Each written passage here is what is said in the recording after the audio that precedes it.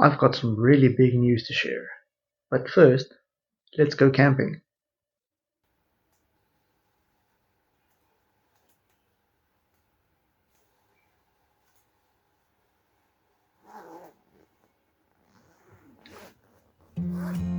It's just after 7 a.m. on Easter weekend. The Fortuner is packed, the family is ready, and we're on our way to Leopard Trail Guest Farm. As the sun starts breaking through the clouds on the horizon, our adventure is only just beginning. The drive to Caledon is smooth enough, apart from getting stuck behind what felt like the biggest tractor in the Western Cape. After a while, we roll into Napier, load up the trailer, collect the family, and finally begin the last stretch to Leopard Trail. The clouds never really lifted, but the scenery more than made up for it. After a final 2-kilometer stretch of dirt road, we arrive at the Leopard Trail homestead to check in.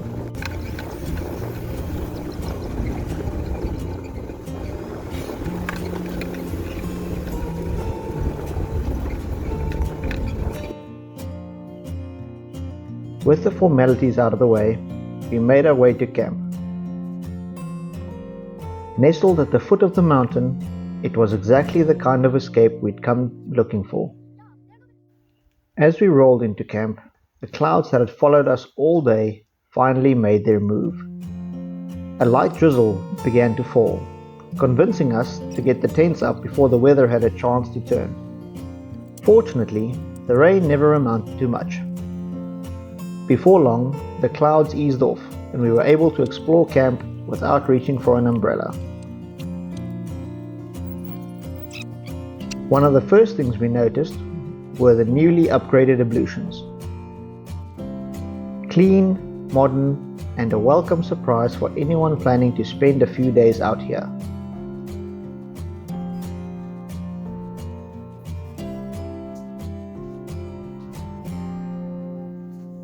Just across the river is Leopard Trail's second campsite. Like ours, it has its own ablutions and donkey boiler system. But the standout feature is the newly constructed boma, creating a great communal space for campers. Donkey boilers, for those who don't know, are old school wood-fired water heaters. In other words, if you want a hot shower, you can't just turn a tap. First, you need to chop some wood, light a fire, and wait for the water to warm up. With camp set up and the weather finally playing along, our curiosity drew us up the hill to the farm dam, overlooking the campsite. The water was perfectly still, and along the shoreline we spotted several bass cruising through the shallows. With canoes and a floating platform available to use, there was only one sensible thing to do.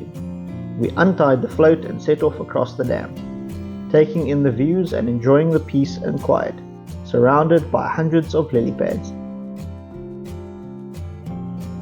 After a busy day, we kept dinner simple with some boerewors rolls. Day 2 started far earlier than planned. At 4:30 a.m., Sarah and I were both wide awake for absolutely no reason. Since sleep clearly wasn't on the agenda, we lit a fire, made some hot chocolate, and settled in for a few rounds of Uno while waiting for the sun to catch up. Breakfast hit the grill, and the campsite slowly began to wake around us. With breakfast out of the way and more friends joining the group, we spent the rest of the day doing what Leopard Trail does best, slowing life down. Soaking up the scenery and enjoying good company. As the sun began to dip behind the mountains, we gathered around the fire with a few cold beverages in hand, catching up on life while a chicken potjie simmered away in the background. Day 3 greeted us with low clouds and cool temperatures as Saturday morning arrived. While the more energetic members of the group headed into Swellendam for the weekly park run, the rest of us took the opportunity to tidy up camp. With the sun finally making an appearance, we found ourselves drawn back to the water once again. The afternoon was spent paddling around the dam, soaking up the scenery, and trying our luck with a few fishing rods. The younger members of the group were especially eager to land a fish. The excitement of every cast and every bite made for a memorable afternoon all the same.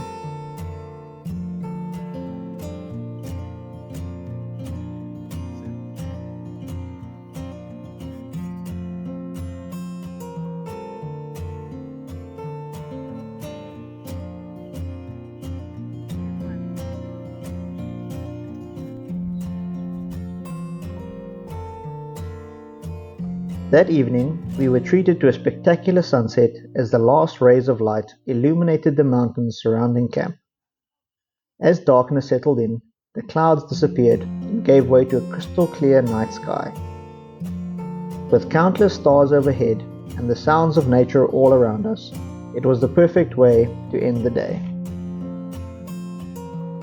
Sunday morning began with an Easter egg hunt around camp, much to the delight of the youngsters. Once the excitement settled, we passed the time with a few more rounds of Uno while breakfast was prepared. As some of our friends packed up and headed home, the campsite became noticeably quieter. Before long, we decided to make one final trip up to the dam to enjoy the peaceful surroundings while we still could. The timing couldn't have been better. A troop of baboons had made their way down to the water's edge. That evening, we gathered around a roaring bonfire for our final night in camp. A juicy steak dinner cooked over the coals was followed by toasted marshmallows and homemade s'mores. All good things eventually come to an end, and Monday morning was no exception. We packed up camp and took in the scenery one final time before beginning the journey home.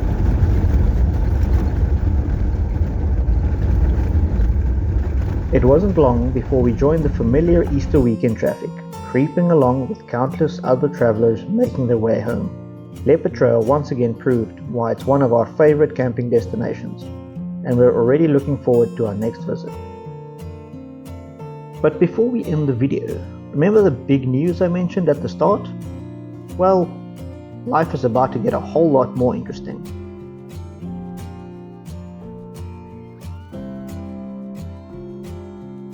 That's right, we've been blessed with 3 beautiful baby girls. Thanks for watching.